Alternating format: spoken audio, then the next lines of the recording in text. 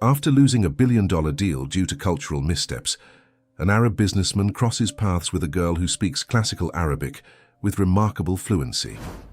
When she reveals that her father is about to be fired for not speaking English, she asks, firmly yet gently, that he be spared.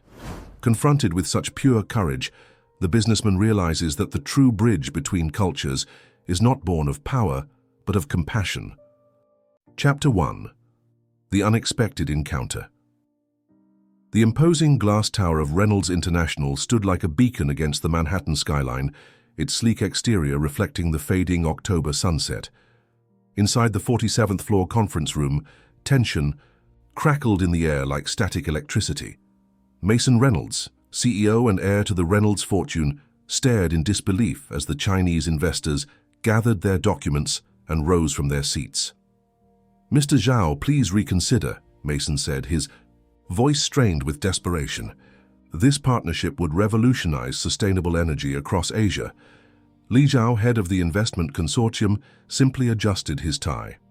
"Mr. Reynolds, we have great respect for your vision, but after 3 meetings it seems our communication, styles are incompatible. Your team doesn't understand our approach to business relationships." Mason's executive assistant, Vanessa Mitchell, stepped forward with a folder. "Perhaps if we reviewed the projections once more." "Numbers are not the issue," Mr. Zhao interrupted, his English precise and measured. "Trust comes before contracts. Your people speak to us like machines, not human beings." Diane Blackwell, head of HR, whispered something to CFO Greg Patterson, who shook his head dismissively. The subtle exchange wasn't lost on the Chinese delegation, whose expressions hardened further. "We will take our investment elsewhere," Mr. Zhao concluded. "Perhaps to competitors who value cultural understanding." With that, $5 billion walked out the door, leaving Mason standing amid the debris of his biggest career failure. The moment the elevator doors closed behind the investors, the blame game erupted. "Their demands were unreasonable," Greg insisted, loosening his tie. "We can't restructure our entire approach for one client." "They're old-fashioned," Diane added. "All this talk about relationship building is just delaying." "Tactics!" Mason slammed his palm against the conference table, silencing the room. "We just lost the biggest deal of the decade because none of you bothered to understand how they do business in China." His voice echoed off the floor-to-ceiling windows. "I need air. Don't follow me."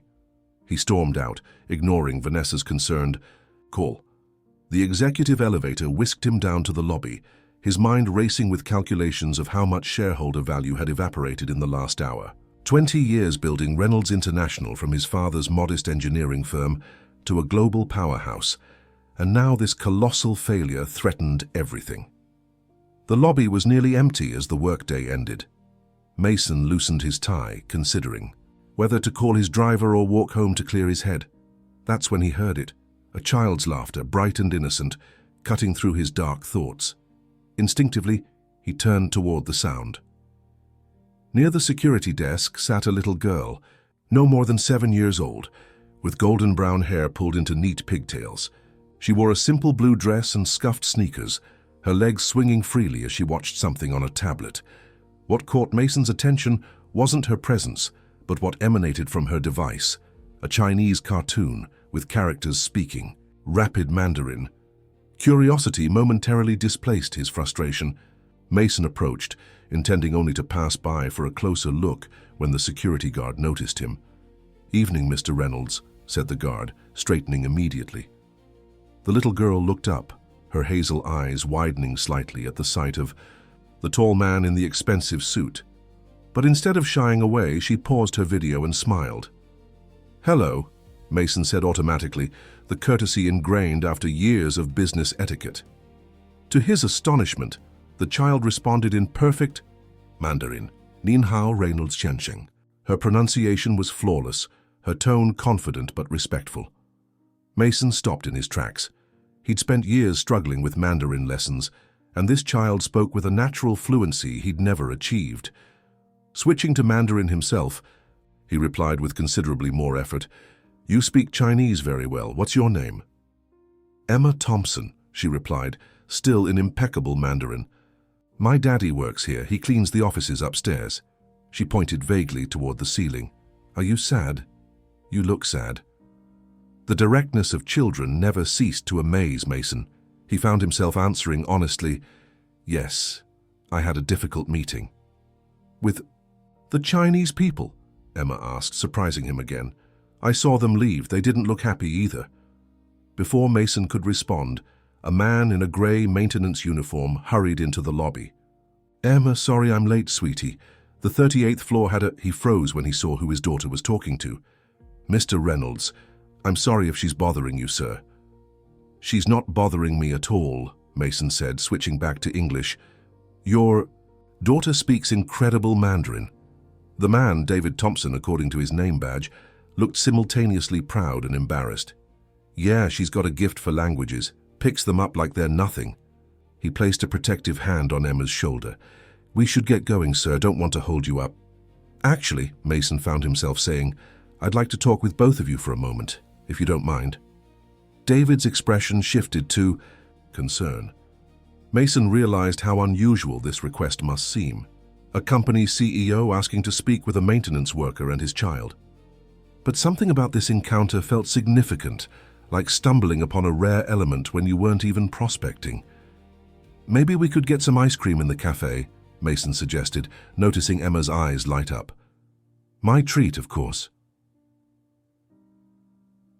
5 minutes later, the unlikely trio sat in the otherwise empty building cafe.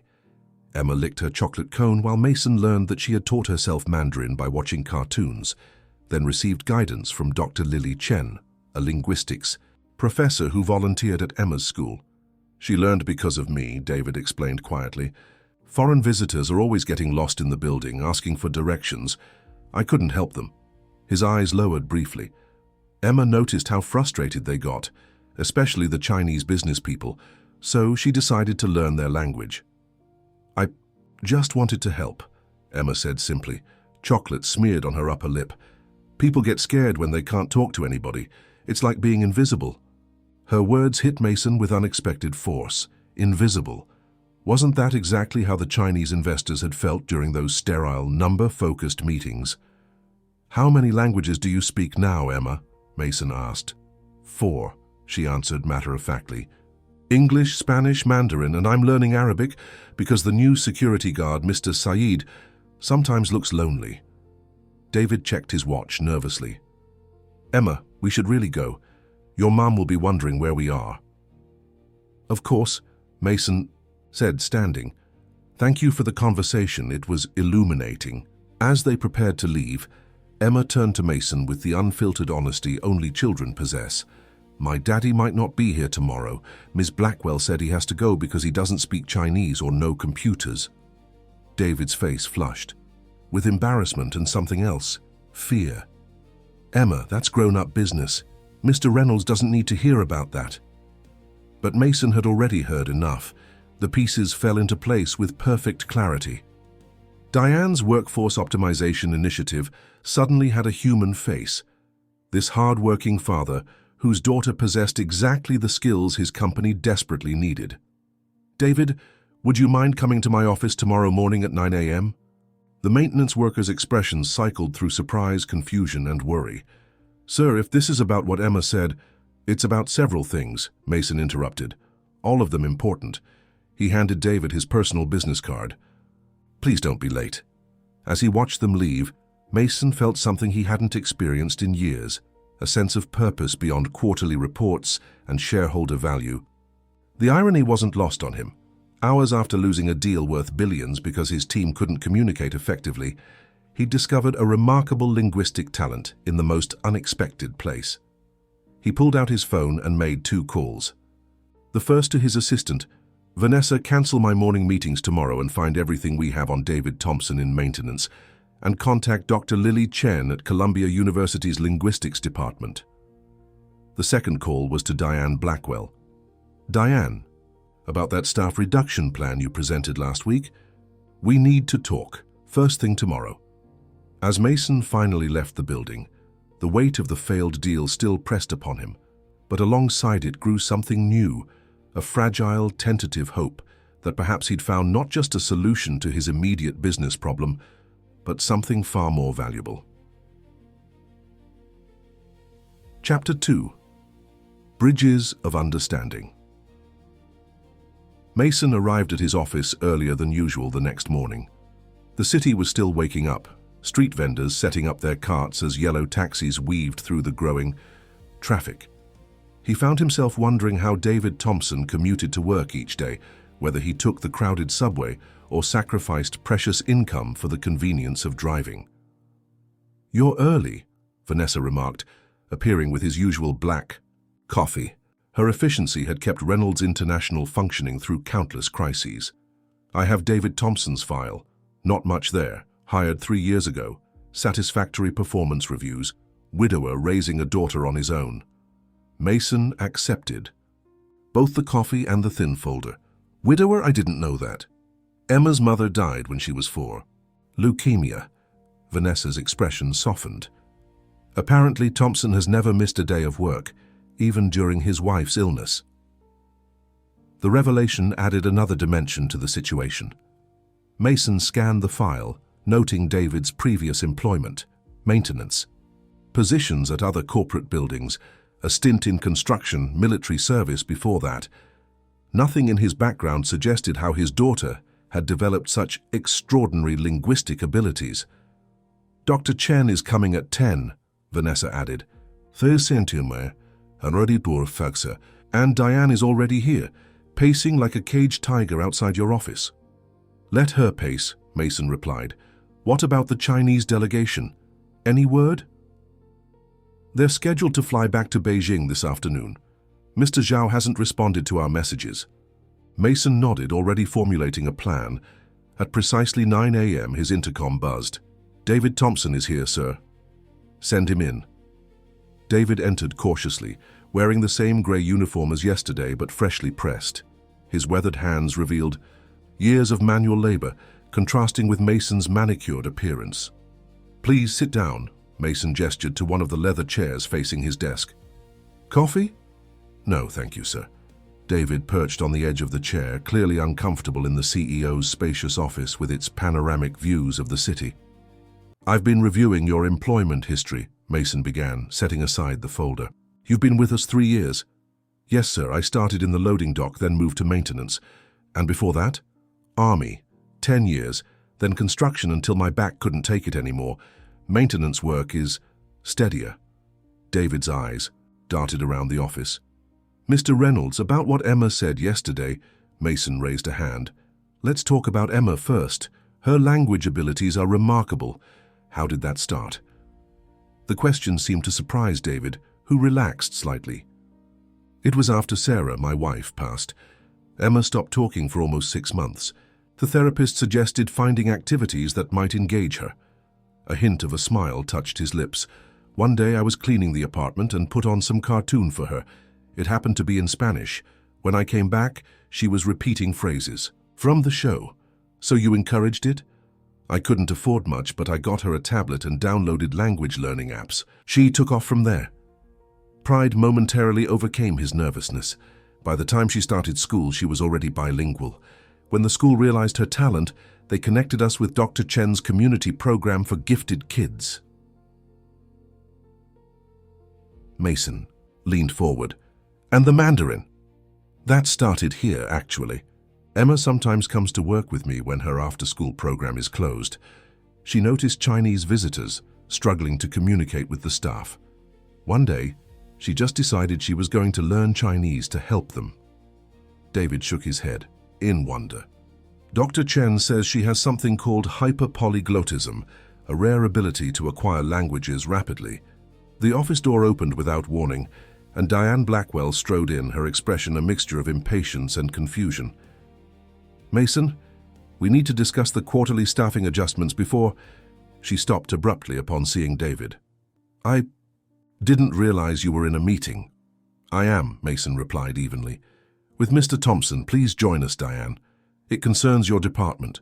Diane's professional smile didn't reach her eyes as she took the seat beside David, who had stiffened at her entrance. "Mr. Thompson, I understand you're on the list for termination in next week's reduction," Mason said directly. David's shoulders slumped, but he maintained his dignity. "Ah, yes, sir. Ms. Blackwell informed me yesterday that my position is being eliminated as part of digital transformation. They're installing automated systems that require technical knowledge I don't have. That's correct, Diane interjected smoothly. The janitorial staff is being reduced by 30% as we implement smart building technology. Mr. Thompson lacks the technical skills and language proficiency required for our evolving workplace. We're offering a generous severance package. 2 weeks' pay, David clarified quietly. Mason studied Diane, this woman who had been his trusted HR director for 8 years. Had she always been this coldly efficient, or had the corporate world gradually stripped away her empathy? Diane, would you say that communication is important to our company? She blinked at the apparent non sequitur. Of course, clear communication is essential to any enterprise. And would you agree that we just lost a $5 billion deal because of communication failures? Her posture stiffened. That situation was complex. It was entirely about communication, Mason cut in. And here we are about to terminate an employee whose 7-year-old daughter speaks better Mandarin than anyone on our executive team. David looked up in surprise. Diane's expression wavered between confusion and annoyance. Mason, with all due respect, what does his daughter have to do with company policy? Everything. Mason turned to David. Where is Emma today? At school, sir. She has a half day, so my neighbor is watching her until my shift ends. Mason checked his watch. Could she be here by noon? With your permission, of course. David hesitated. I suppose so, but why? Because I'm offering both of you jobs. Mason enjoyed the look of shock that spread across Diane's face. David, instead of termination, I'm proposing we reassign you. Full benefits, better hours, and company-sponsored English to Mandarin classes. I don't understand, David said cautiously. And for Emma, a position as our youngest ever cultural consultant, part-time, of course, working with our international relations team after school, with proper compensation placed in a trust fund for her education. Diane recovered her voice. Mason, this is highly irregular. The child labor implications alone will be handled through an educational internship structure, Mason countered. Dr. Chen is coming in shortly to help us design it properly. David shook his head in disbelief. Sir, I'm grateful, but why would you do this? Mason leaned back in his chair, considering how much to reveal. 25 years ago, I was a freshman at NYU, working nights as a dishwasher to supplement my scholarship. The head chef, an immigrant who barely spoke English, noticed I was falling asleep between shifts. Instead of firing me, he rearranged the schedule to accommodate my classes, and taught me restaurant Spanish in exchange for help with his English citizenship exam. The memory surfaced with unexpected clarity. The steamy kitchen, his aching back, Chef Ramirez's patient corrections of his pronunciation. That man changed my life by seeing potential where others saw a liability. I've always believed in returning the favor when opportunity presents itself. Mason stood up. Diane, please stay. David, Vanessa will show you to the conference room where Dr. Chen will meet you to discuss logistics. As David left, visibly stunned by this turn of events, Diane remained seated, her expression carefully controlled. Mason, while your personal story is touching, this decision undermines the entire workforce optimization strategy. The board expects us to cut operational costs by 15% this quarter. The board expects us to secure the Chinese partnership too, which we've failed to do, Mason replied sharply. Do you know what it would cost to hire a team of cultural consultants and translators to salvage this deal? Far more than David. Thompson's salary and his daughter's trust fund. Diane crossed her legs, shifting tactics. And how exactly do you envision a 7-year-old helping with a multi-billion-dollar negotiation? That's what we're going to find out, Mason's intercom buzzed, announcing Dr. Chen's arrival. But first, I want you to hear something. He played a video on his phone, footage from the building's security camera showing Emma conversing fluently in Mandarin with a lost visitor the previous week. The child's natural diplomacy was evident even without understanding the language. She had not only translated directions, but had walked the visitor to the elevator, bowing slightly as they parted. This level of cultural fluency takes most adults years to develop, Mason said. Emma does it instinctively. Diane watched with reluctant interest. It's impressive, I admit, but children are unpredictable. Bringing her into a high-stakes business environment is risky. Sometimes the biggest risks yield the greatest rewards. Mason pocketed his phone. Now shall we meet Dr. Chen? I believe she has some insights about how other companies have utilized gifted children as cultural bridges. As they walked toward the conference room, Diane asked quietly, "What happens if this unconventional approach fails? If we lose the Chinese deal despite these efforts?" Mason stopped, turning to face his HR director. "Then I'll have done something worthwhile anyway. David keeps his job, Emma gets an educational opportunity, and maybe, just maybe, this company remembers there are human beings behind every spreadsheet entry." For the first time that morning, Diane's expression softened. "You've changed, Mason. A year ago, you would have prioritized the bottom line without hesitation." "Perhaps I'm remembering what matters," he replied, pushing open the conference room door where Dr. Lily Chen waited beside David Thompson, both watching as Emma explored the room with the unabashed curiosity of childhood. The little girl spotted Mason and smiled with genuine warmth. "Hello, Mr. Reynolds. Daddy says you have an important job for us. Is it about the sad Chinese people from yesterday?" Mason felt something shift inside him, a certainty that regardless of the outcome, this decision was right. "Yes, Emma. It's about helping people understand each other better. Would you like to try?" "I would," she answered without hesitation. Because when people understand each other, they're not afraid anymore. From the simplicity of a child's wisdom, Mason glimpsed the solution that had eluded his highly paid executives for months. Chapter 3. The Intervention. Dr. Lily Chen was not what Mason had expected. In her early 40s, with short, practical hair and no-nonsense glasses, she carried herself with the confident efficiency of someone who had learned to navigate both academic and bureaucratic worlds. When she spoke, her words were measured and precise, her accent a blend of her Beijing origins and decades in American universities. "Emma's linguistic abilities are extraordinary," she explained as they settled around the conference table. "What makes her truly special isn't just language acquisition, but cultural intuition. She naturally grasps the unspoken rules and emotional contexts that even advanced adult learners struggle with." Emma sat quietly beside her father, swinging her legs and drawing on a notepad Vanessa had provided. Though appearing absorbed in her artwork, Mason noticed how her eyes darted up periodically, missing nothing of the adult conversation. "In my 20 years of research, I've encountered only 3 children with her level of ability," Dr. Chen continued. "One is now a United Nations translator. Another works in diplomatic services." "And you believe Emma could help with our current situation?" Mason asked. Dr. Chen glanced at the child with obvious affection. "Emma, would you like to explain what we've been practicing?" The girl looked up, suddenly professional despite her pigtails and sparkly barrette. "Business Chinese is different from regular Chinese," she stated matter-of-factly. "In America, business people say what they want right away. In China, they build relationships first.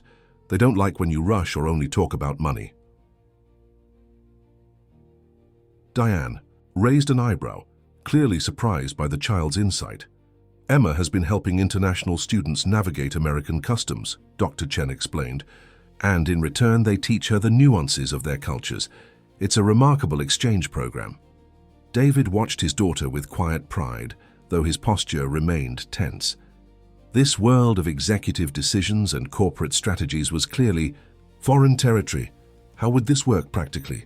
Diane asked, her tone more curious than resistant now. "We can't simply bring a child into high-level negotiations." "Actually," Dr. Chen replied, "there's precedent for young cultural ambassadors in international business. The Richardson-Liu Agreement of 2018 was facilitated by the CEO's 12-year-old son, who had grown up bilingual. The Nakamura Corporation regularly involves gifted children in cultural exchange programs before major negotiations." Mason tapped his fingers thoughtfully on the table. "The Chinese delegation leaves today. We need to act quickly if we're going to salvage this partnership.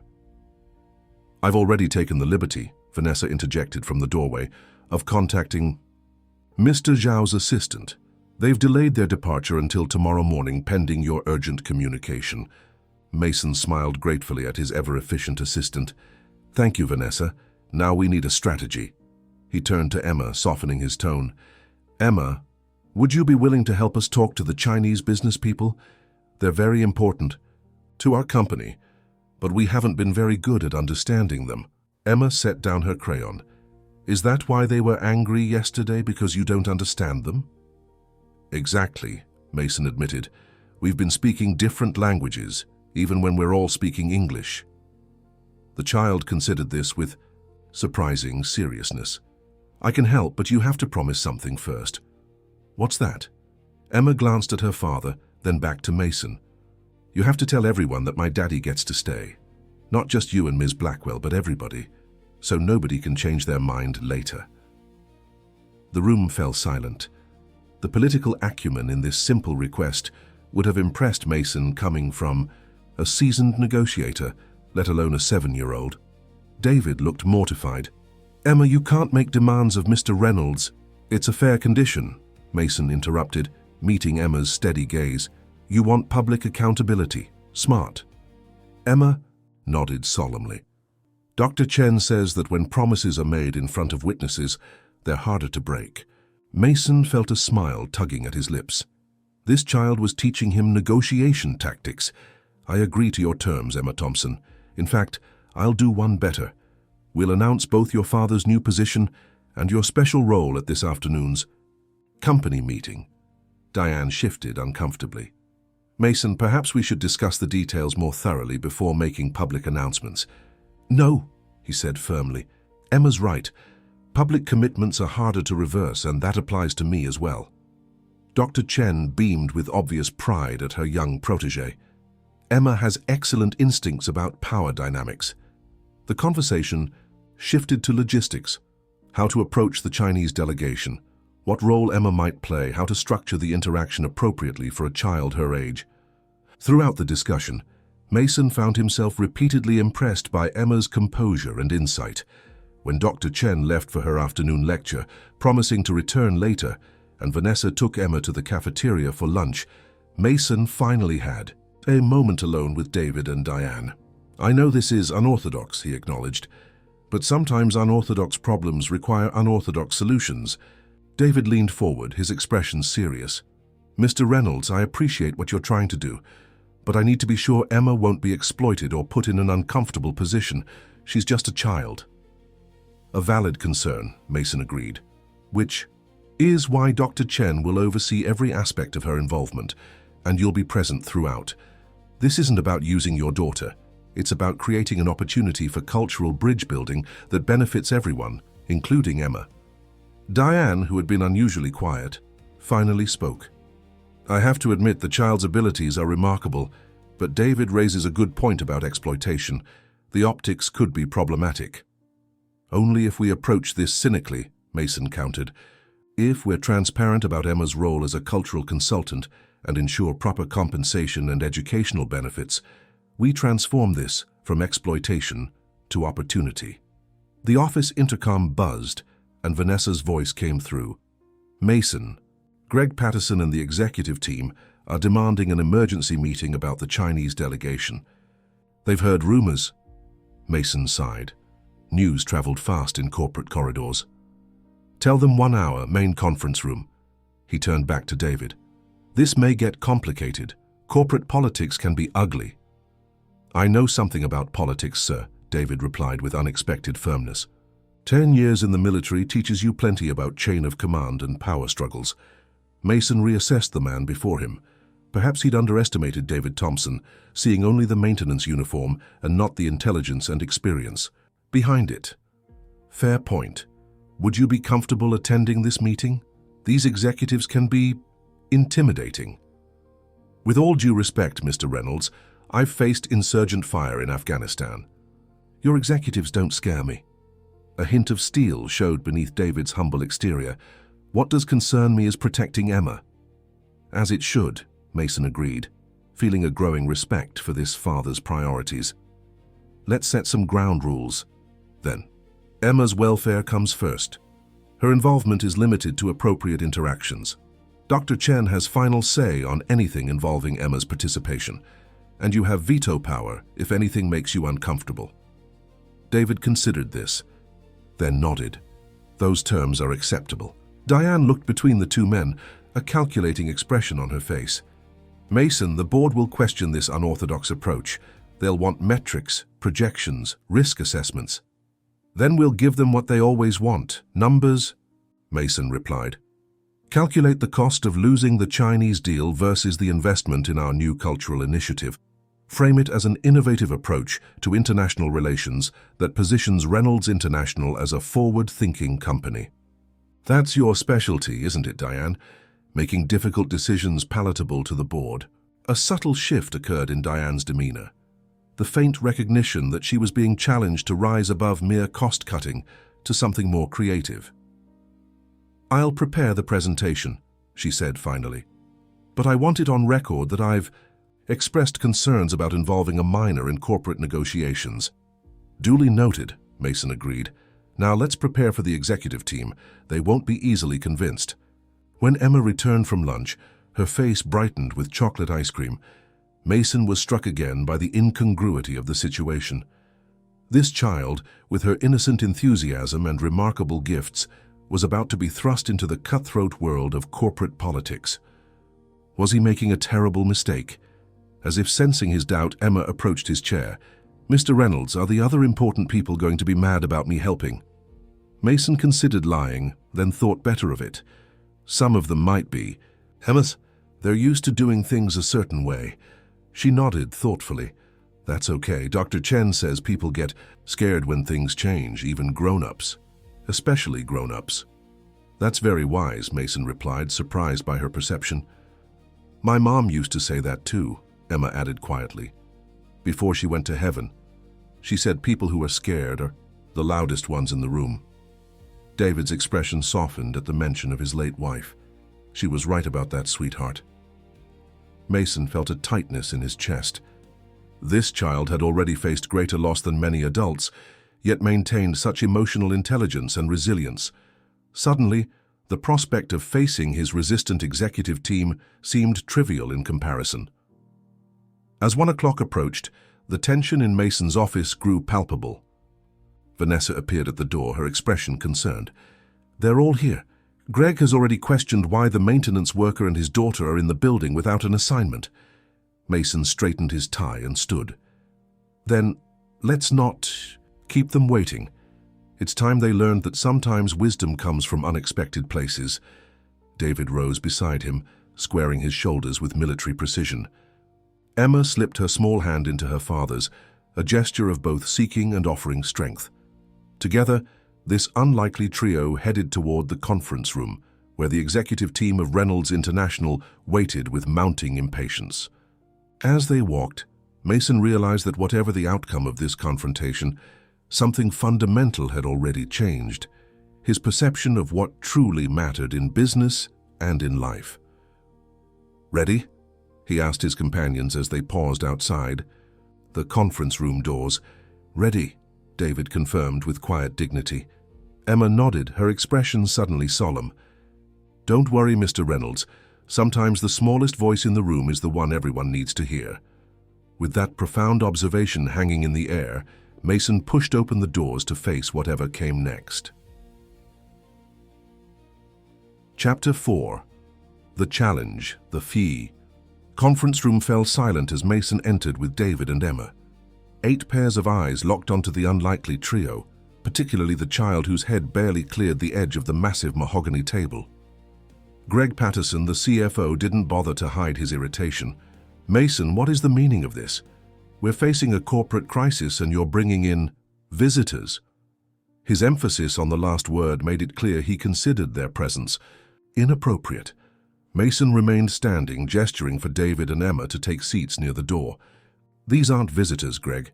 This is David Thompson, who's being promoted to our new Cultural Facilities Coordinator, and his daughter Emma, who will be joining us as a special cultural consultant for the Chinese negotiations.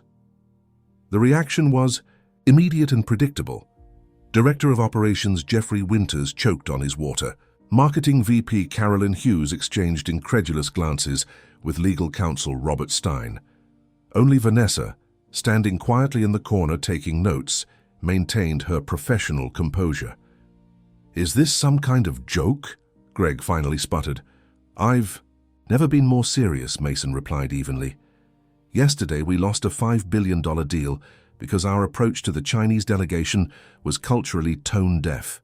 Today, we have an opportunity to correct that mistake, thanks to some unexpected expertise." He nodded toward Emma, who sat quietly beside her father, her small hands folded on the table. She appeared remarkably composed despite the tension in the room. Greg's face flushed with anger. "Mason, with all due respect, this is absurd. We can't bring a child into high-level international negotiations. The liability alone is being handled by legal," Mason interrupted. "Robert's team is drafting the appropriate documentation as we speak. Isn't that right, Robert?" The company lawyer cleared his throat, caught off guard. "Ah, yes.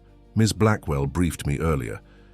We're creating a specialized educational consultancy agreement with proper parental consent clauses and—" "The point," Greg cut in, "is that this is completely unprofessional. What will the Chinese delegation think if we bring a child to the table? They'll assume we're not taking them seriously." Emma's voice, small but clear, broke through the tension. "Excuse me, Mr. Patterson, but in Chinese culture, children are very respected. They believe children represent hope and future possibilities." She spoke without a trace of nervousness. "When important visitors come to Chinese schools, the children always present gifts and perform welcomes. It's considered a great honor." The room fell silent again, this time from surprise. The child had just delivered a cultural insight that none of them had considered in perfectly articulated terms. Mason couldn't suppress a smile. "Emma speaks fluent Mandarin, among other languages. She's been working with Dr. Lily Chen from Columbia University's Linguistics Department as part of a program for gifted children." "That's impressive," Carolyn admitted, her marketing instincts clearly sensing an angle. "But how exactly would this work? We can't have a 7-year-old leading negotiations."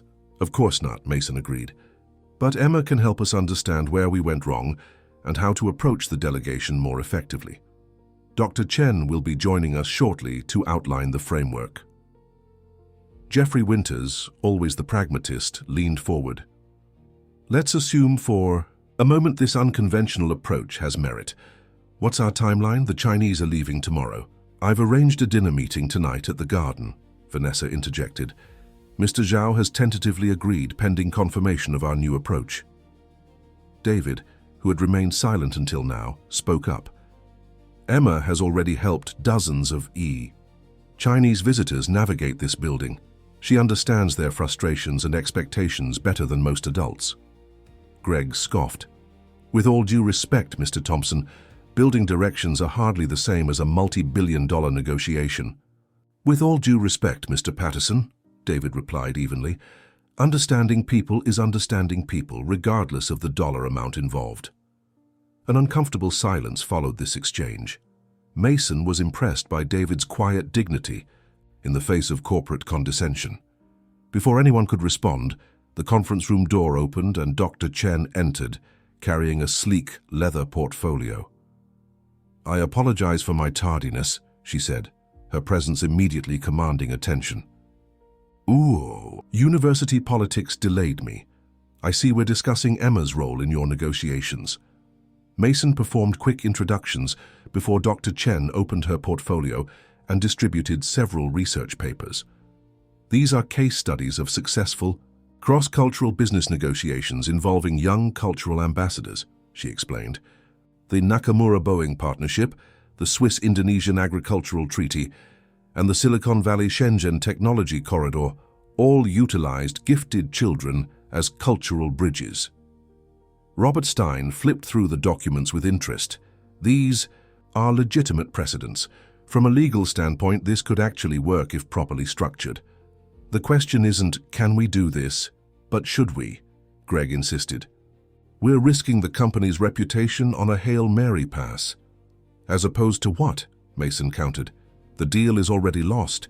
Traditional approaches have failed. What exactly do we have to lose by trying something innovative? Carolyn Hughes, ever the marketing strategist, had been studying Emma thoughtfully. Actually, there could be significant PR value here. Reynolds International pioneers innovative cultural exchange program. We could frame this as forward-thinking corporate, social responsibility. That's precisely the cynical exploitation I want to avoid, Mason said firmly. This isn't a publicity stunt. It's a genuine attempt to bridge a cultural gap using the most qualified person available, who happens to be 7 years old. Emma had been quietly drawing on a notepad during this discussion. Now she slid the paper toward the center of the table. On it was a simple but striking image, a bridge connecting two cliffs with small figures walking across. In Chinese, the word for business, shengyi, has the same character as the word for life, she said softly. Business isn't just about money, it's about people's lives. Dr. Chen smiled proudly. Emma has been studying Chinese calligraphy as well. She has an intuitive grasp of the philosophical underpinnings of the language. Mason watched his executive team's reactions. Some, like Robert and Carolyn, seemed genuinely impressed. Others, particularly Greg, remained skeptical but were running out of logical objections. Here's what I propose, Mason said, taking control of the meeting again. Tonight's dinner will be a cultural reset, an opportunity to establish a different kind of relationship with the Chinese delegation. Emma will attend with her father and Dr. Chen as cultural guides. Our role will be to listen and learn, not to push our agenda. And if this fails? Greg asked pointedly. Then we're no worse off than we are now, Mason replied. But if it succeeds, we recover a $5 billion deal and establish a new paradigm for international negotiations. Jeffrey Winters, ever practical, turned to Vanessa. What's the proposed structure for tonight's dinner? The garden's private room at 7 p.m., she answered promptly.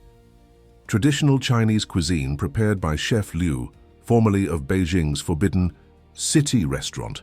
No business materials, no presentations, no contracts, just conversation and cultural exchange. And tomorrow? Carolyn asked. If tonight goes well, a formal meeting here tomorrow morning, Mason explained. By then, we'll have a better sense of how to proceed. The executive team exchanged glances, a silent communication of reluctant acceptance. Mason had the authority to make this decision with or without their support, but he preferred consensus. I still have reservations, Greg admitted, but I recognize we have limited options. What exactly is my role tonight? To listen more than you speak, Dr. Chen answered with diplomatic directness, and to remember that in Chinese business culture, relationships precede transactions. Emma, who had been watching this exchange, with remarkable patience suddenly asked, Will Ms. Blackwell be there too? She doesn't like my daddy very much. The innocently perceptive question caused several uncomfortable shifts around the table. Diane, who had remained uncharacteristically quiet throughout the meeting, straightened in her seat. I will be there, Emma, she said carefully. And while your father and I have had professional differences, I respect his work ethic and your remarkable abilities. Emma studied Diane's face with the unfiltered assessment only children can get away with. Okay, she finally said, but you have to promise not to talk about firing people during dinner. It makes everyone sad, and sad people don't make good business partners. A surprised laugh escaped Carolyn, quickly stifled when Diane shot her a warning glance. Mason marveled again at Emma's emotional intelligence. She had just articulated a fundamental truth about negotiation that many executives never grasped. A fair request, Mason agreed. Tonight is about building bridges, not discussing operational adjustments. As the meeting concluded and the executives filed out with varying degrees of resignation and curiosity, Mason noticed David's concerned expression. What's troubling you, David? Sir, I appreciate the opportunity, but I'm worried about Emma. This is a lot of pressure for a child. Dr. Chen placed a reassuring hand on David's shoulder. I've worked with Emma for over a year now. She thrives on challenges that engage her gifts. But, she added, looking at Mason, David's concern is valid. We need clear boundaries to protect her well-being. Agreed, Mason said immediately. Emma's participation will be limited to appropriate cultural guidance. She's not responsible for the success or failure of the negotiations. And either of you can remove her from the situation at any point. No questions asked. Emma, who had been listening to this exchange, tugged at her father's sleeve. Daddy, I want to help. Remember what Mommy always said. Our gifts aren't really ours. They're on loan to help others. David's expression softened at the memory. Sarah would be so proud of you, Em. He turned to Mason with newfound resolve. We're in, Mr. Reynolds, but I'm holding you to those boundaries. I'd expect nothing less, Mason replied, respecting the father's protective instinct. Now let's prepare for tonight. Dr. Chen, could you work with Emma on appropriate cultural protocols? Vanessa will handle the logistical details. As they dispersed to prepare for the evening's critical dinner, Mason felt both hope and trepidation. He was staking his company's future and his own reputation on the wisdom of a child, yet somehow the risk felt right in a way that conventional business strategies never had. When Vanessa approached with final preparations for the evening, she found Mason standing by the window, lost in thought. Second thoughts? She asked, quietly. Not about Emma, he replied. She's remarkable. I'm wondering why it took a 7-year-old to remind me what business is supposed to be about, building bridges between people, not just balance sheets. Vanessa smiled knowingly. Perhaps that's precisely why we need her perspective. Adults forget the simple truths children still remember. As the afternoon sun cast long shadows across Manhattan's skyline, Mason Reynolds prepared to stake everything on a 7-year-old's ability to bridge cultures where seasoned executives had failed. Tonight would either mark the beginning of a new chapter for Reynolds International or the final page of his leadership. Chapter 5. The Decisive Meeting. The Garden restaurant lived up to its name, with lush indoor greenery creating intimate spaces between tables and a central koi pond that reflected the soft lighting. In the private dining room, Mason surveyed the elegant table settings with mounting anxiety. Despite the confidence he had projected to his executive team, doubts crept in as the hour approached. Everything is arranged according to proper feng shui, Dr. Chen assured him, adjusting a flower arrangement slightly. Mr. Zhao will appreciate the attention to detail. Emma stood near the entrance, freshly dressed in a simple but elegant red dress, a color Dr. Chen had explained represented luck and joy in Chinese culture. David, in his first suit in years, hastily purchased that afternoon, looked both proud and uncomfortable. Remember, Dr. Chen instructed the assembled Reynolds executives who were arriving in small groups. Tonight is about relationship building. Business discussions should arise naturally, if at all. Greg Patterson seemed about to object when the restaurant manager appeared at the door. Mr. Reynolds, the Zhao delegation has arrived.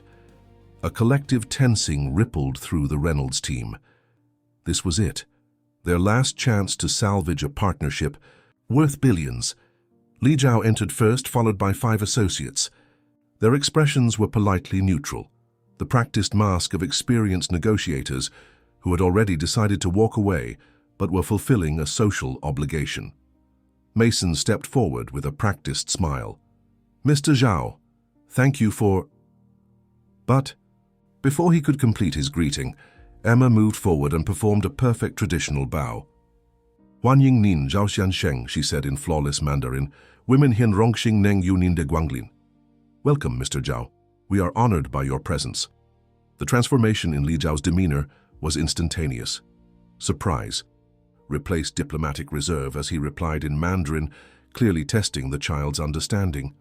Emma responded with the natural fluency of a native speaker, explaining that she had learned his language because she wanted to help people feel welcome when they were far from home. As she spoke, she presented him with a small, carefully wrapped package, a traditional gesture Dr. Chen had suggested. Zhao accepted it with visible appreciation, carefully unwrapping the silk cloth to reveal a hand-painted folding fan depicting The New York and Shanghai skylines connected by a bridge. I painted it myself, Emma explained, still in Mandarin. Dr. Chen helped me with the calligraphy. It says, "Distance is nothing to a bridge well built." The Chinese businessman studied the gift with genuine emotion before addressing Mason in English. "Mr. Reynolds, you did not mention you had such a remarkable cultural ambassador in your company." "Emma is our newest consultant," Mason replied smoothly. "She reminded us of something we had forgotten, that true communication goes beyond words, to understanding." Dinner proceeded with a warmth that had been entirely absent from their previous meetings. Emma acted as an occasional translator, but more importantly, as a bridge between cultural perspectives. When technical terms arose, Dr. Chen assisted, but it was Emma's natural charm and sincere interest in Chinese culture that steadily thawed the atmosphere. Halfway through the meal, Zhao turned to David. "Your daughter is extraordinary, Mr. Thompson. You must be very proud." "I am," David replied simply. "She takes after her mother, who believed deeply in the importance of understanding others." "And where is her mother now?" one of the Chinese associates asked innocently. A brief shadow crossed David's face. "Sarah passed away 3 years ago. Emma has been my strength ever since." The revelation created a moment of shared humanity. Zhao spoke softly in Mandarin to Emma, who nodded with glistening eyes before translating for her father. He says that in Chinese tradition, children who lose a parent young are believed to have special wisdom because they understand the precious nature of life early. He says, "I bring honor to my mother's memory." The genuine connection established in that moment did more for the negotiations than weeks of presentations and financial projections. By dessert, Zhao was discussing the potential partnership with renewed interest, asking questions about Reynolds International's approach to sustainable energy that went beyond their previous conversations. As coffee was served, Zhao addressed Mason directly. "Mr. Reynolds, I must confess we had decided to take our investment elsewhere, but tonight has shown me something unexpected about your company. A willingness to embrace new perspectives and acknowledge past missteps. This speaks well of your leadership." Mason nodded gratefully. "Sometimes we need to be reminded of what truly matters in business. Emma has been an unexpected teacher for all of us." "Indeed." Zhao glanced at the child, who was showing one of his younger associates how to fold a paper crane. "Would it be possible for Emma to join tomorrow's meeting? Her perspective would be valuable." Before Mason could answer, Greg interjected with poorly concealed alarm. "Mr. Zhao, while Emma's cultural insights are certainly appreciated, tomorrow's discussion will involve complex financial and technical details that ultimately serve human needs," Zhao finished firmly. "Your technical expertise is not in question, Mr. Patterson. What has been missing is the human element, the understanding that business agreements are built on trust between people, not just numbers on spreadsheets." Greg fell silent, outmaneuvered by both Zhao's diplomatic firmness and the obvious direction of Mason's preference. "Emma will be there," Mason confirmed, "along with Dr. Chen and Mr. Thompson, of course. We'll reconvene at our offices at 10 tomorrow morning." As the evening concluded, the mood was cautiously optimistic. The Chinese delegation departed with warm handshakes all around, Zhao bowing specially to Emma, who returned the gesture with perfect form. Once they were gone, Greg approached Mason, his expression a mixture of surprise and lingering doubt. "I'll admit the evening went better than expected, but tomorrow is where the real negotiation happens. Are you sure involving—" "The child is wise?"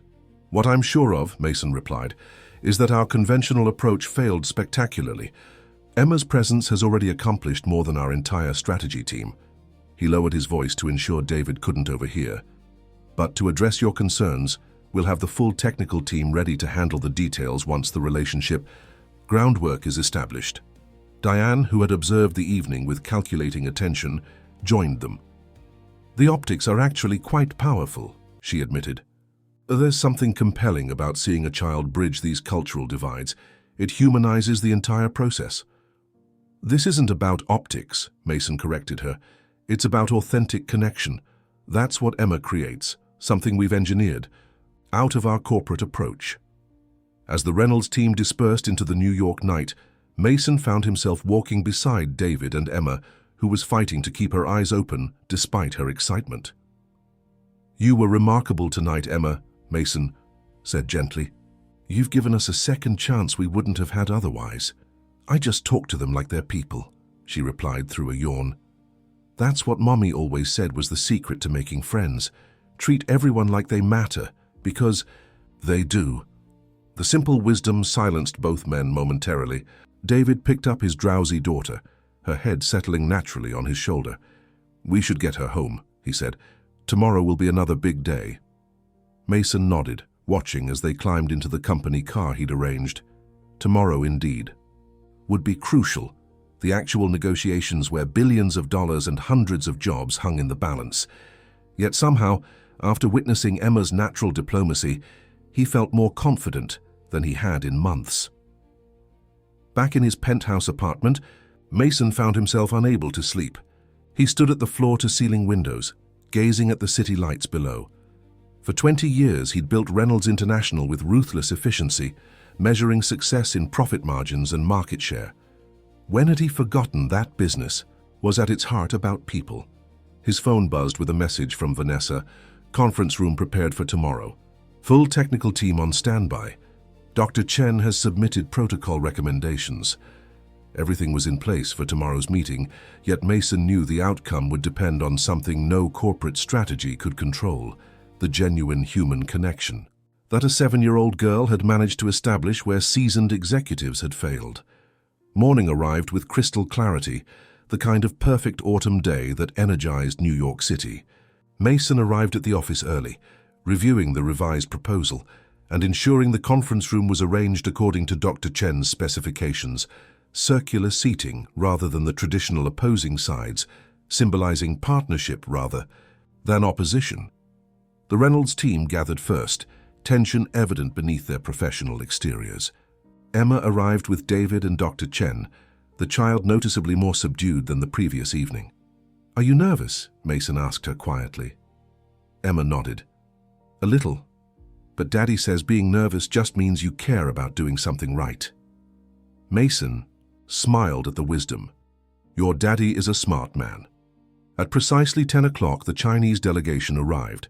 Formal introductions gave way to a more relaxed atmosphere as Emma greeted each member by name, remembering personal details from the previous evening's conversations. The gesture wasn't lost on Zhao, whose approving nod to Mason acknowledged the continued cultural sensitivity. As they settled into their seats, Mason opened the meeting with a brief welcome, then did something unprecedented in his career. He yielded the floor entirely to Emma. "Before we discuss business," he explained, "I've asked Emma to share some thoughts on what brings us together today." The executives from both sides shifted in surprise, but no one objected as Emma stood, small but composed in a simple blue dress that matched her father's tie. A deliberate choice, Dr. Chen had explained, symbolizing family unity and sincerity. In Nuiyam, clear Mandarin that Dr. Chen later translated phrase by phrase for the benefit of the Reynolds team, Emma began to speak not about business projections or market analyses, but about bridges. "In school, we learned that the strongest bridges aren't the biggest ones," she said, her voice gaining confidence as she continued. "The strongest bridges bend a little in the wind instead of staying too rigid. They give just enough to stay standing." She described how she had learned Mandarin not for school grades or business advantages, but out of love. Love for the strangers who felt lost in a foreign place, love for the stories and history behind each word and character. "My father taught me that when someone doesn't speak your language, it doesn't mean they have nothing important to say. It means you have to work harder to listen." Emma's simple eloquence held the room spellbound. Even Greg Patterson, the most skeptical of her involvement, watched with grudging respect as she deftly wove together concepts of mutual understanding, patience, and trust, the very elements that had been missing from the previous negotiations. Then came a moment no one had anticipated. Robert Williams, a senior vice president who had remained largely silent until now, suddenly interrupted. "This is absurd," he said sharply. "We're a Fortune 500 company, not a cultural exchange program. We're wasting valuable time with this." Performance when we should be discussing concrete terms. The room froze. Mason half rose from his seat, ready to intervene, but Emma turned toward the interruption with perfect composure. "Excuse me, Mr. Williams," she said in English, her voice small but clear. "In China, they believe it's impolite to interrupt someone when they're speaking from the heart. It's like telling them their feelings don't matter." She paused, meeting his gaze without flinching. "The world is always interrupting little people when they say big truths." The simplicity and power of her response left Williams speechless. Li Zhao's expression shifted from surprise to something approaching admiration. The tension held for one breathless moment before it broke, not with anger or embarrassment, but with Zhao's quiet applause. One by one, others joined in. First the Chinese delegation, then the Reynolds executives, until even Williams managed a reluctant nod of acknowledgement. Emma had turned what could have been a disastrous confrontation into a moment of unexpected unity. As the applause subsided, Zhao spoke directly to Mason. "Mr. Reynolds, your young ambassador has expressed what I have been trying to convey throughout our negotiations. Trust precedes contracts. Understanding precedes agreement. These are not sentimental notions, but practical foundations for lasting partnership." With that single statement, the atmosphere transformed.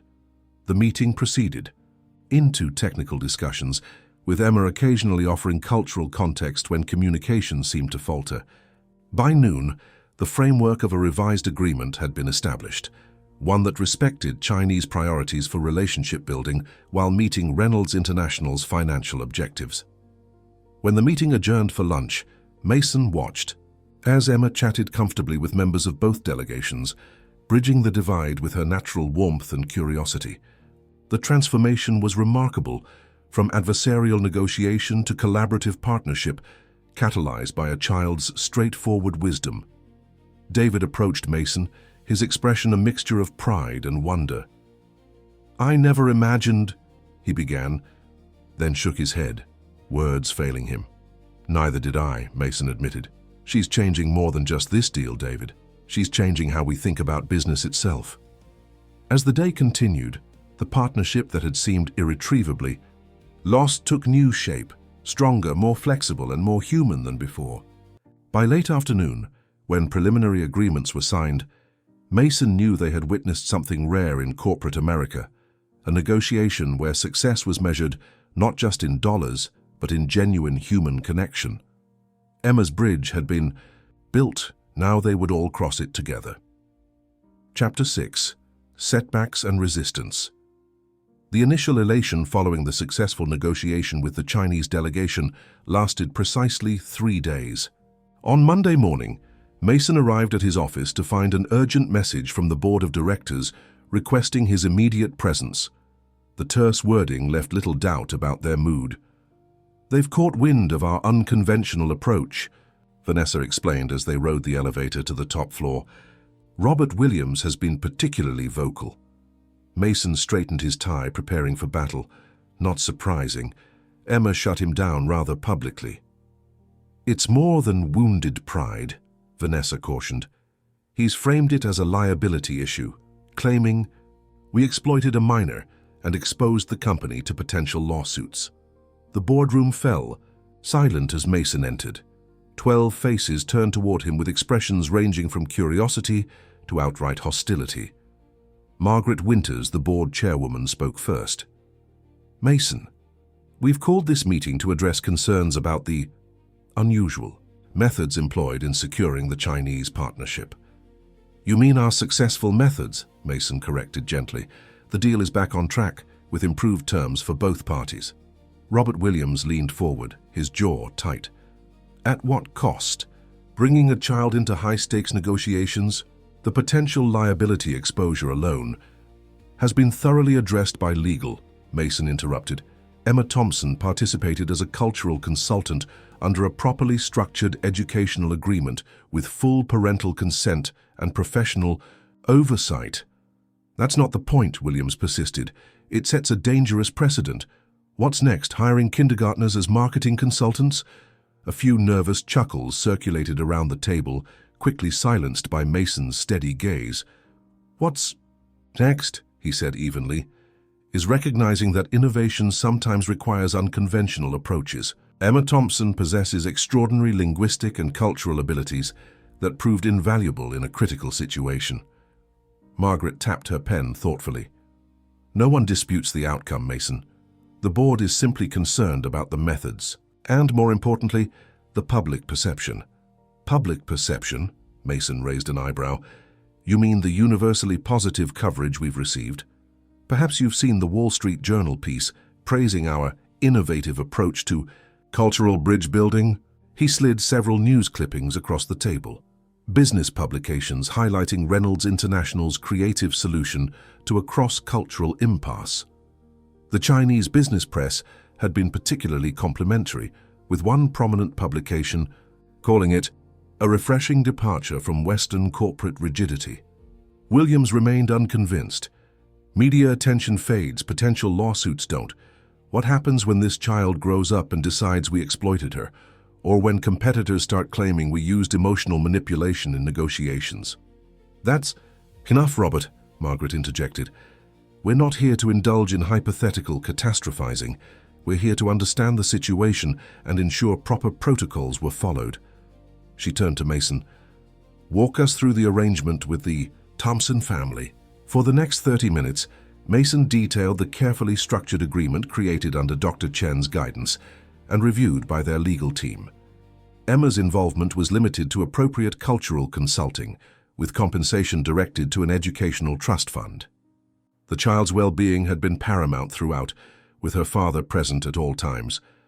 As the board's concerns were methodically addressed, Mason sensed the tide turning until Williams played his final card.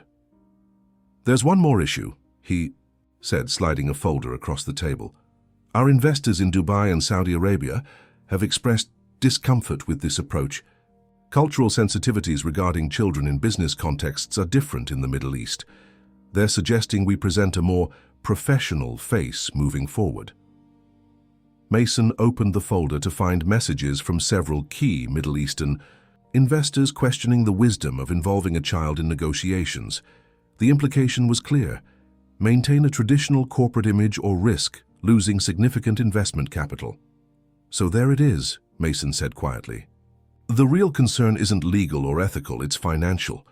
It's both, Williams insisted. These investors represent over 30% of our capital structure. Their concerns cannot be dismissed as mere cultural differences. Margaret studied Mason carefully. What do you propose as a solution? A solution implies there's a problem, Mason replied. I see an opportunity to demonstrate that Reynolds International values both innovation and tradition, both youthful perspective and seasoned experience, meaning we continue with our planned international communication initiative, with Emma and Dr. Chen consulting on cultural matters, while establishing clear parameters to address investor concerns. The board deliberated while Mason waited, outwardly calm despite his racing thoughts. Finally, Margaret delivered their verdict. The board recognizes the successful outcome of the Chinese negotiations. However, moving forward, we require a more structured approach. Emma Thompson's involvement must be limited to internal cultural consulting under Dr. Chen's direct supervision. All external negotiations will be conducted by professional staff. Additionally, we expect quarterly reports on this initiative's measurable outcomes. Mason recognized the compromise for what it was. A partial victory that preserved the essence of what he'd started, while imposing boundaries the board could defend to nervous investors. I accept these parameters, he said, with one condition. David Thompson's position remains permanent, with full benefits and a clear path for advancement. Margaret nodded agreement. That was never in question. His status is secured. As the meeting adjourned, Mason felt Williams's cold gaze following. This battle was over, but the war for the company's soul had just begun. Back in his office, Mason found David and Emma waiting with Dr. Chen. The anxiety on David's face made it clear they'd heard about the board meeting. Is everything okay, Mr. Reynolds? Emma asked, her perception as sharp as ever. Mason chose his words carefully. Some grown-ups are still getting used to our new way of doing things, Emma. They've asked that we make some small adjustments to how you help us." Dr. Chen's expression showed she understood the diplomatic phrasing. What adjustments specifically? Mason outlined the board's decision, emphasizing the positives while being honest about the limitations. Emma will continue as our cultural consultant, but primarily for internal education, rather than external negotiations. David's relief was palpable. "To be honest, I've been worried about Emma being in the spotlight too much. She's still just a little girl who needs time to be a kid." Emma, however, frowned thoughtfully. "Is it because Mr. Williams doesn't like me?" "It's because change is hard for large organizations," Mason explained, avoiding the easier lie. "But we're still going to build something important together, just maybe a little slower than we first thought." When Dr. Chen and the Thompsons left, Mason sank into his chair, exhaustion washing over him. The computer chimed with an incoming email, another complication. The Chinese delegation, hearing rumors about the board's intervention, was expressing concern about Reynolds International's commitment to their partnership. Perfect timing. Mason muttered as Diane entered without knocking. "I heard about the board meeting," she said, taking a seat across from him. "Williams is playing a dangerous game. He's protecting his vision of the company," Mason replied. "The same vision I shared until recently. Profit above all. Tradition over innovation." Diane studied him with new interest. "You've changed. Mason, a month ago you would have been leading the charge against your own current position. Perhaps I've remembered something I'd forgotten." He gestured toward the windows overlooking the city. "Behind every spreadsheet cell are real people with real lives. Emma reminded me of that." "Speaking of Emma," Diane shifted uneasily, "there's something you should know.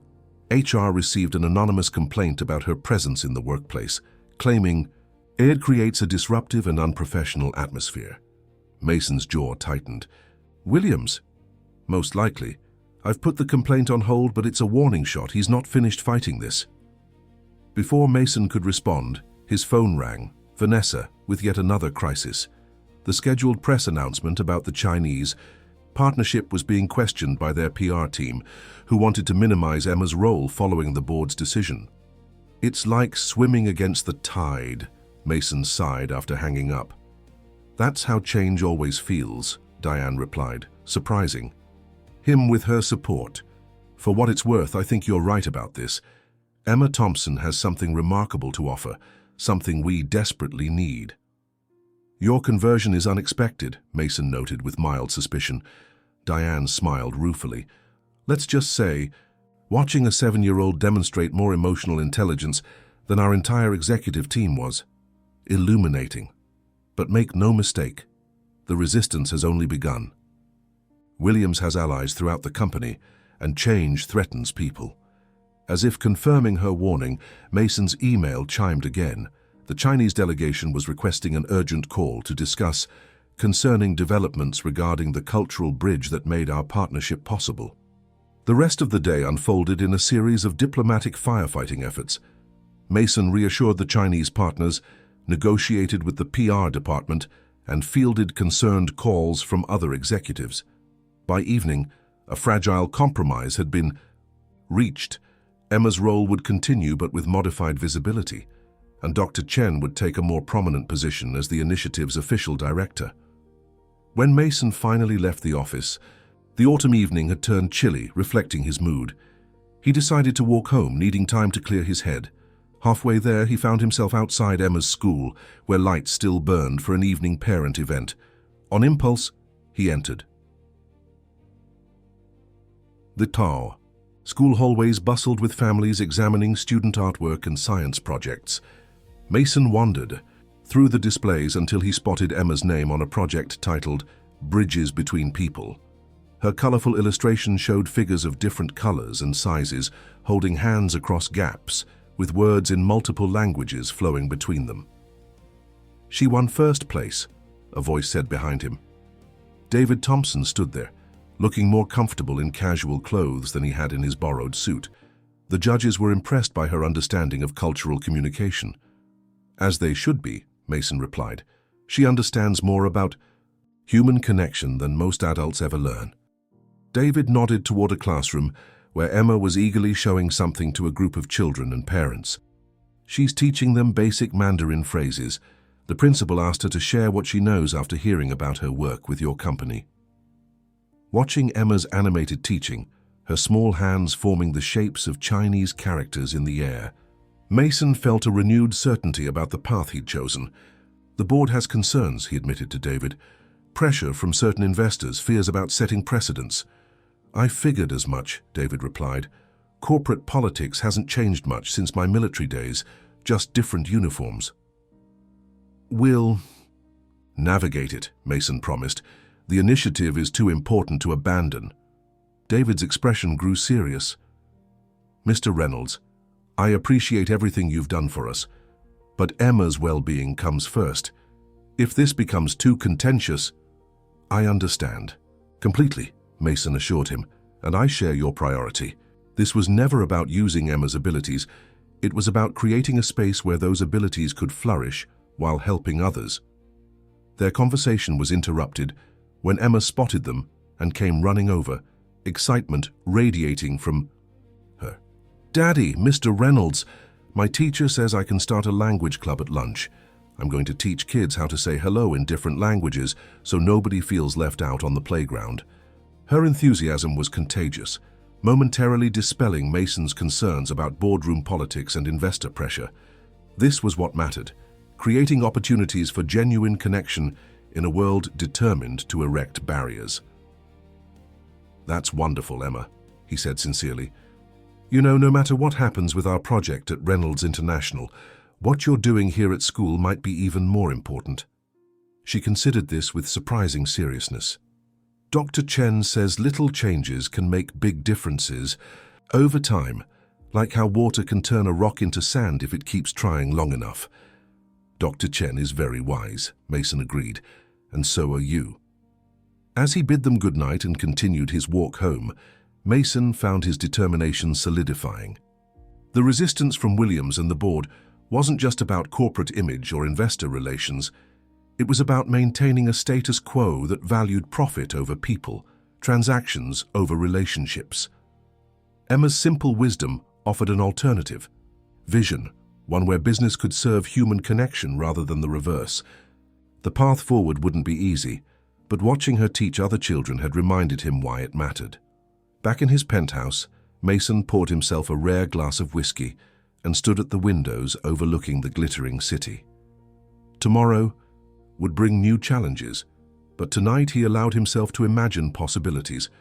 A Reynolds International that led by example, demonstrating that empathy and understanding weren't soft luxuries, but essential business assets. His phone buzzed. With a text from Vanessa, Dr. Chen has a proposal. Meeting tomorrow 8 a.m. She says to tell you every resistance creates an opportunity for a stronger bridge. Mason smiled at the message. Perhaps the board's limitations would force them to build something even more meaningful than he'd initially envisioned. With Emma's intuitive understanding, Dr. Chen's expertise and his own corporate influence, they might yet create something revolutionary. A true bridge between worlds that had too long remained separated by misunderstanding and fear. The whiskey burned pleasantly as he raised his glass in a silent toast to an uncertain but promising future. Sometimes the strongest structures were built precisely when the resistance seemed greatest. Chapter 7. The Transformation. Dr. Chen arrived at the 8 a.m. meeting with a thick folder and determination etched across her face. Mason had already consumed 2 cups of coffee, preparing for what promised to be another day of corporate trench warfare. I've been thinking about the board's restrictions, Dr. Chen began without preamble. They've inadvertently given us an opportunity. Mason raised an eyebrow. I'm listening. Instead of focusing on Emma's direct involvement in negotiations, we pivot to something more sustainable, a formal cultural communications center within Reynolds International, a place where employees at all levels can develop the skills Emma possesses naturally. She spread several documents across Mason's desk, curriculum outlines, space requirements, staffing projections. By institutionalizing what Emma has shown us, we create something permanent that extends beyond any one person. The board can't object to professional development, that directly impacts the bottom line. Mason studied the proposal with growing interest. You've put considerable thought into this. I've been developing similar programs at Columbia for years, just on a smaller scale. This would be the first corporate application, a potential model for businesses worldwide. The scope of Dr. Chen's vision was impressive. Language training, cultural immersion experiences, regular exchanges with international partners. Emma would still participate as a special consultant, but the focus would shift from her remarkable abilities to the skills everyone could develop with proper guidance. The Chinese delegation would see this as a significant commitment to our partnership, Mason noted, and the board would appreciate the professionalization of what they currently view as an improvised solution. Precisely. We transform a temporary bridge into a permanent structure. Mason made his decision on the spot. Draw up a formal proposal. I'll present it at next week's executive committee meeting. Dr. Chen hesitated. There's one more element I believe is essential. David Thompson should have a leadership role. In the center. As what? He has no formal training in linguistics or international relations. As community outreach director, she replied confidently. His military background gave him extensive cross-cultural experience, and his perspective, as someone who's worked at every level of corporate structures, is invaluable. Plus, his natural dignity and integrity are exactly what we need to balance academic theory with practical application. Mason considered the suggestion. David had shown remarkable poise throughout this unusual situation. Beneath his humble maintenance, uniform lay a man of surprising depth and principle. I'll include it in the proposal, he agreed. Now we just need to navigate the political landmines. Those landmines didn't take long to detonate. By afternoon, Mason learned that Robert Williams had scheduled private meetings with several board members, allegedly expressing concerns about mission drift and resource allocation. The resistance was organizing. Vanessa interrupted his strategic planning with unexpected news. Mason, there's a situation in the lobby. Employees are gathering. It's some kind of demonstration. Security footage showed a growing crowd of Reynolds staff, not just executives but maintenance workers, administrative assistants, security personnel, and mid-level managers, all congregating peacefully in the marble-floored lobby. What are they demonstrating about? Mason asked, bewildered. For Emma Thompson, apparently. Someone leaked news about the board's restrictions on her role, and there's been a spontaneous show of support. Mason hurried to the elevator, arriving in the lobby to find nearly 100 employees holding hand-lettered signs with messages like "Cultural Understanding Matters" and "Support the Thompson Initiative." At the center stood David, looking simultaneously proud and embarrassed by the attention. "I had nothing to do with this," he assured Mason when he approached. "People just started gathering during lunch." Sophia Martinez, a veteran receptionist who had worked at Reynolds since Mason's father's time, stepped forward as an apparent spokesperson. "Mr. Reynolds, we've all seen the difference Emma has made. The Chinese visitors who used to look frustrated now smile when they come in. People are learning phrases in each other's languages. The building feels different." "More human," added Jackson from security. "Like we're people first, employees second." Mason was moved by the spontaneous support, but also concerned about the optics of what appeared to be a workplace protest. Before he could respond, the lobby doors opened to admit a surprise visitor, Li Zhao, accompanied by 2 associates. The Chinese businessman surveyed the scene with evident curiosity. "Mr. Reynolds, I came to discuss some final partnership details, but it seems I've arrived at an interesting moment." Mason scrambled to find the right diplomatic response, but Emma, who had apparently arrived with her after-school program's bus, darted through the crowd to greet Zhao in perfect Mandarin. Their animated exchange drew smiles from the gathered employees who seemed to recognize the living proof of their cause. Mason watched as Emma naturally facilitated introductions between Zhao and several staff members, bridging cultural and hierarchical divides with her guileless diplomacy.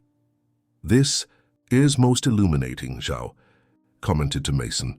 "In China we have a saying, the true character of a house is revealed not by its facade, but by the conversations within its walls. Your employees speak volumes about Reynolds International. Mason seized the moment of opportunity. Mr. Zhao, we're actually developing a more comprehensive approach to cultural communication. Perhaps you'd be interested in hearing about our plans for a dedicated center. Most definitely. Innovation in relationship building is as important as technological advancement. As Mason led Zhao toward the executive elevators, Robert Williams appeared, his expression darkening at the scene before him. Mason, what is the meaning of this disruption? The board will not look kindly on workplace demonstrations. This isn't a demonstration, Robert, Mason replied smoothly. It's a spontaneous expression of company values, precisely the values that secured our partnership with Mr. Zhao's organization. Zhao nodded cordially to Williams, who had no choice but to maintain a professional demeanor in the presence of their important client. The tension between the two executives was palpable as they rode up to the conference room where Dr. Chen waited with her proposal. The next 2 hours transformed Reynolds International's future. Zhao's enthusiasm for the Cultural Communications Center concept exceeded Mason's highest hopes. The Chinese businessman immediately proposed expanded partnership opportunities, joint educational initiatives, exchange programs, collaborative research on cross-cultural business practices. This approach addresses the very barriers that have limited American-Chinese business cooperation for decades, Zhao declared. Reynolds International could become a model for a new kind of global partnership. Even Williams remained largely silent, recognizing that objecting now would directly threaten the newly secured Chinese investment. By meeting's end, preliminary agreements were drafted for the center's development, with Zhao pledging additional resources beyond the original partnership scope. As they finalized details, Zhao made an unexpected request. I would like to meet with your board members tomorrow before my departure. I believe they should understand directly from me the value we place on this initiative. Mason caught Williams's flicker of alarm. A direct endorsement from Zhao would make board opposition to the center politically untenable. I'll arrange it immediately, he promised. When the Chinese delegation departed, Williams finally voiced his objection. This was not the direction we discussed with the board, Mason. You've leveraged Zhao's presence to force a significant new initiative without proper approval. The board wanted us to secure the Chinese partnership, Mason countered. We've done that and created a sustainable framework for future international relationships. The center is simply good business. It's a pet project inspired by a child's naive worldview, Williams snapped, his frustration breaking through. Business isn't about holding hands and sharing cultural stories. It's about competitive advantage and shareholder value.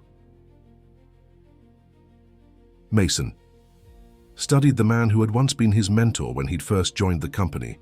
Brilliant, driven, and utterly convinced of the primacy of profit over people. Had he himself sounded like that just weeks ago? Robert, do you know why my father started this company? Mason asked quietly. Williams frowned at the apparent non sequitur. To commercialize his engineering patents, obviously. That was the mechanism, not the motivation. He started Reynolds International because he believed American ingenuity combined with global collaboration could solve problems neither could address alone.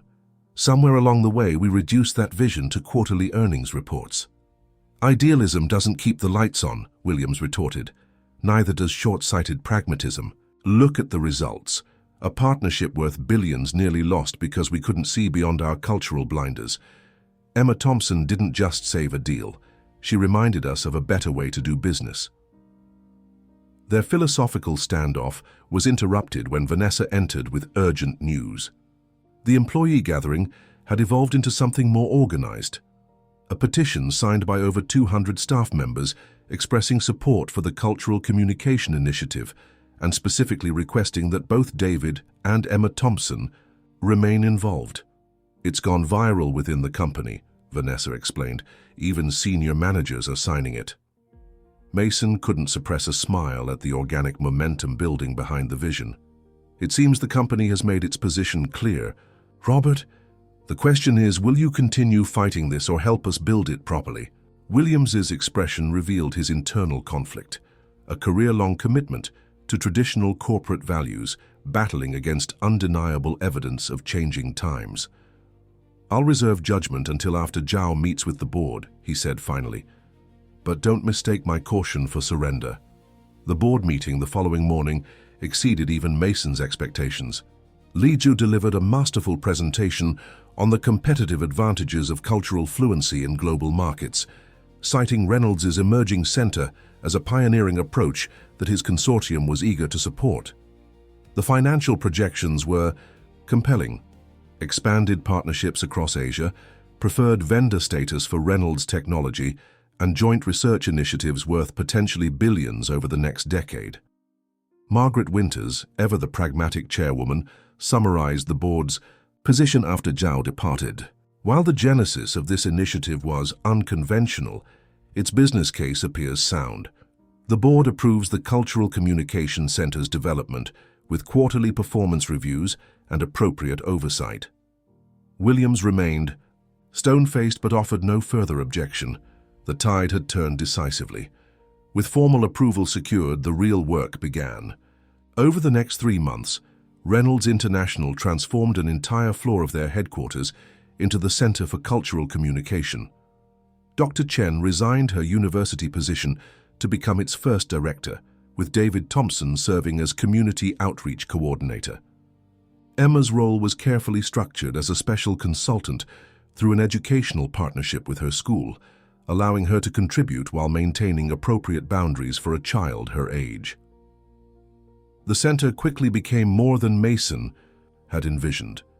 Beyond language training and protocol guidelines, it evolved into a vibrant hub where employees from all levels mixed with international partners, learning not just how to communicate across cultures, but how to build genuine relationships. Maintenance staff taught executives conversational Spanish, while marketing managers practiced Mandarin with visiting Chinese engineers. The hierarchical walls that had defined corporate culture began to dissolve in the face of shared learning. 6.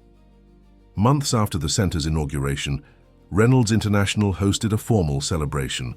The lobby, once the site of spontaneous employee gathering, was transformed with decorations representing the dozen countries where Reynolds now had strengthened partnerships. At the center of it all stood a simple plaque dedicating the main conference room as the Sarah Thompson Room, honoring Emma's mother, whose wisdom about understanding others lived on through her daughter. Mason watched as Emma, now 8 years old, confidently guided guests through the center, switching effortlessly between languages as she introduced people to one another. Her father stood nearby, his maintenance uniform replaced by a suit that now looked natural on him, his easy dignity a perfect complement to Dr. Chen's academic expertise. "Quite a transformation," Diane Blackwell commented, joining Mason by the refreshment table, "both for the company and for you." "The company was easier," Mason admitted with a smile. "I had more resistance to change than our organizational structure did." "And Williams?" Mason glanced across the room where Robert Williams was engaged in surprisingly animated conversation with one of Zhao's associates. "Still evolving. He's been attending Mandarin classes twice weekly. Says it's just for business reasons, but I caught him teaching his granddaughter Chinese characters last week when she visited his office." Their conversation was interrupted when Li Zhao approached, accompanied by a distinguished older gentleman Mason didn't recognize. "Mr. Reynolds, may I present Minister Chen from our Commerce Department? He has been following our partnership with great interest." The introduction led to a productive discussion about expanding Reynolds' sustainable energy projects across multiple Chinese provinces, an opportunity that would have been unthinkable a year earlier. As the evening progressed, Mason found a quiet moment to speak with Emma, who was taking a break from her ambassadorial duties. "Are you enjoying your work with the center?" he asked. She nodded enthusiastically. "It's the best job ever.